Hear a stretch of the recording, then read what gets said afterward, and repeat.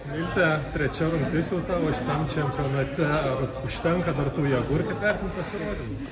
Taip, tikrai užtenka, manau. Tiesiog man, kai nepratus ryte greit plauks, tai dėl to gal tas 100 ir nepasisekė, nes nesupratus prie rytinių plaukimų.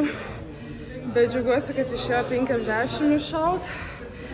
Tikrai žinojau, kad galiu ir 100 iššaut, bet nepasisekė, bet bent jau 50 išėjo.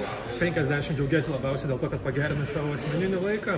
Ne tiek, kad pagerinau, bet tiesiog, kad įrodžiau savo, kad galiu greit plaukti. Tiesiog nepasisekė ant 100 ir viskas yra gerai.